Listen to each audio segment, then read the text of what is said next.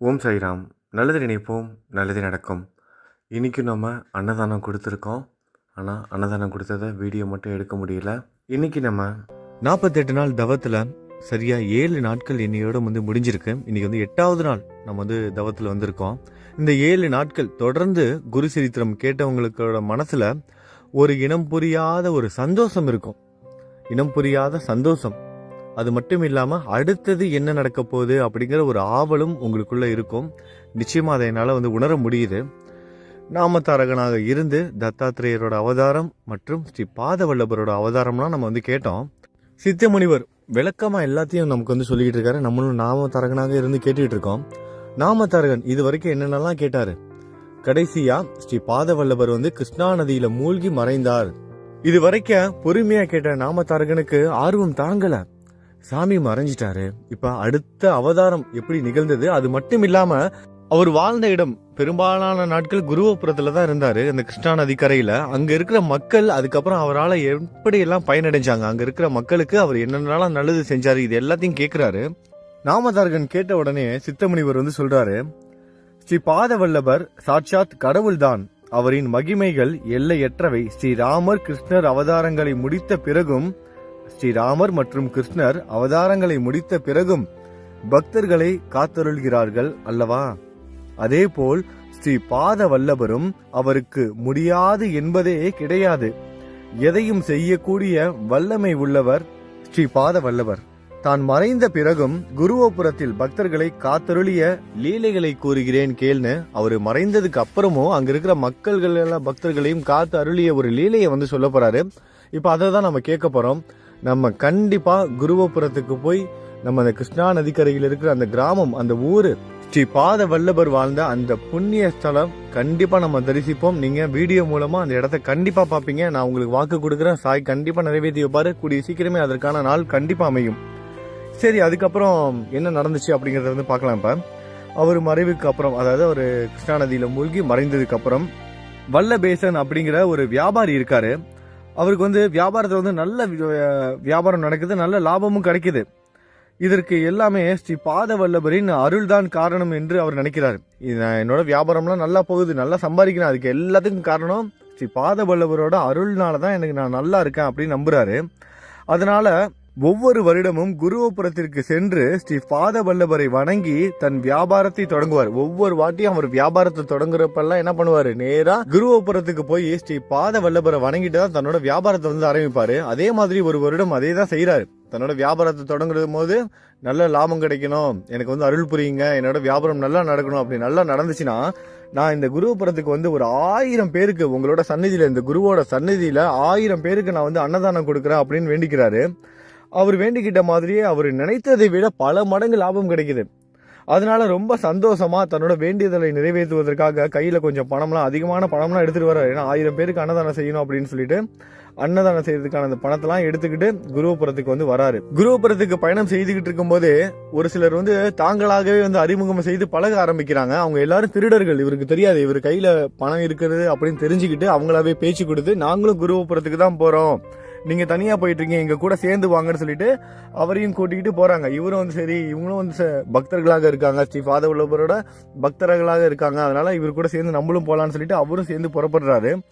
போகும்போது இரவு நேரம் ஆகிறது. அதனால அவங்க எல்லாம் என்ன பண்றாங்க, இரவு நம்ம தங்கிட்டு காலையில பயணத்தை தொடரலான்னு போற வழியிலே ஒரு இடத்துல தங்குறாங்க.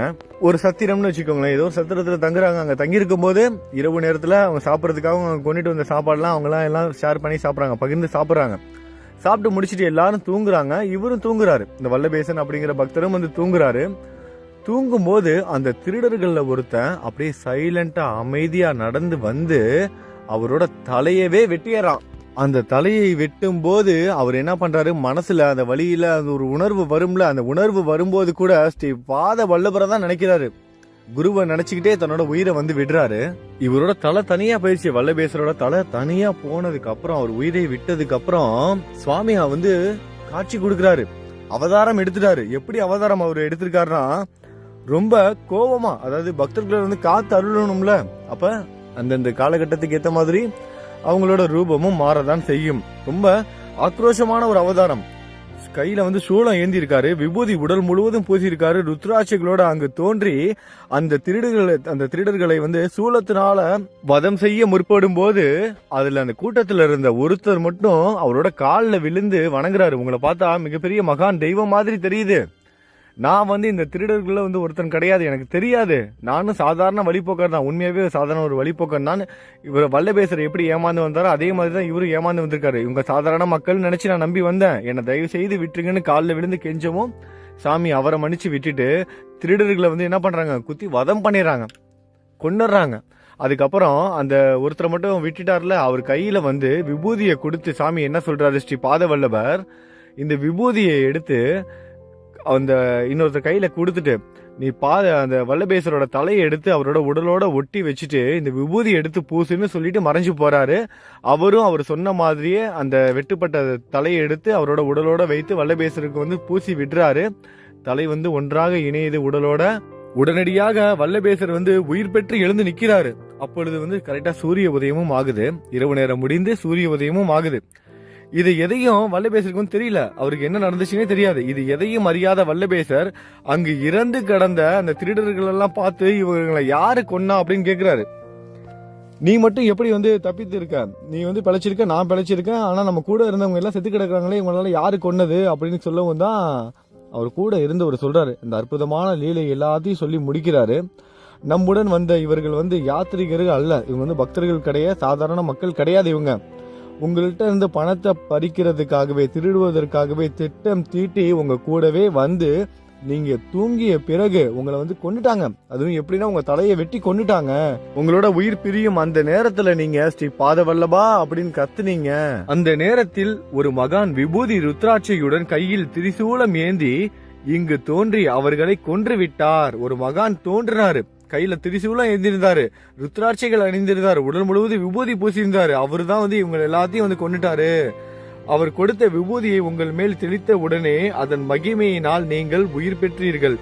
இங்கு தோன்றிய அந்த மகான் மகேசனை போல தோன்றுகிறது. அந்த ஈசனே தான் வந்தாரு, அவரை பார்த்த மாதிரி தான் இருந்தது, சிவபெருமான் தான் வந்திருக்காரு அப்படின்னு அவர் சொல்லவும் வல்லபேசருக்கு புரிஞ்சிருச்சு. தன்னை காப்பாற்றியவர் வேற யாரும் கிடையாது, தான் வணங்கும் அந்த ஸ்ரீ பாத வல்லபர் தான். அவரின் தரிசனம் எனக்கு கிடைக்கவில்லையே என்று வேதனைப்படுறாரு. தன்னை காப்பாத்தினது நான் வணங்குற தன்னோட குருவான ஸ்ரீ பாத வல்லபர் தான் என்னை வந்து காப்பாத்திருக்காரு. ஆனா என்னை காப்பாத்தின என்னோட குருவோட என்னோட கடவுளோட தரிசனத்தை நான் பார்க்க முடியலையே அப்படிங்கிற ஒரு ஏக்கம் வேதனைப்படுறாரு. ரொம்ப சந்தோஷமா குருபுரத்துக்கு போறாரு. ஸ்ரீ பாத வல்லபர் பாதகைக்கெல்லாம் பூஜை செய்ததுக்கு அப்புறம் அவர் 1000 பேருக்கு தான் அன்னதானம் பண்ணலான்னு வந்தாரு. ஆனா வந்தவரு 4000 பேருக்கு அன்னதானம் பண்ணாராம். இப்படி ஸ்ரீ பாத வல்லபர் மறைமுகமாக தன் பக்தர்களுக்கு அருள் புரிந்து எல்லா செல்வங்களையும் தந்து கொண்டு இருக்கிறார். நல்லோருக்கு அவர் தரிசனம் தருகிறார். அவர் ஸ்ரீ நரசிம்ம சரஸ்வதி என்ற வேறொரு அவதாரம் எடுத்து அவர் அடுத்ததாக என்ன ஒரு அவதாரம் எடுத்தாரு அப்படின்னா ஸ்ரீ நரசிம்ம சரஸ்வதி என்ற வேறொரு அவதாரம் எடுத்து உலகத்தை காப்பாற்றுகிறார். அவரின் பெயரை சொன்ன மாத்திரத்தில் தன் பக்தர்களுக்கு அவர்கள் வேண்டியதை தந்து அருள் புரிகிறார். அவரை திகம்பரா திகம்பரா ஸ்ரீ பாத வல்லப திகம்பரா திகம்பரா திகம்பரா அவதூத சிந்தன திகம்பரா என்று துதித்தால் அவரின் ஆசி கிடைக்கும் என்று சித்தர் கூறினார். இதோட இன்றைய பதிவு முடியுது. நாளைக்கு நம்ம 9வது நாள் தவத்துல சந்திக்கலாம். நல்லதை நினைப்போம், நல்லது நடக்கும். ஓம் சாய்ராம்.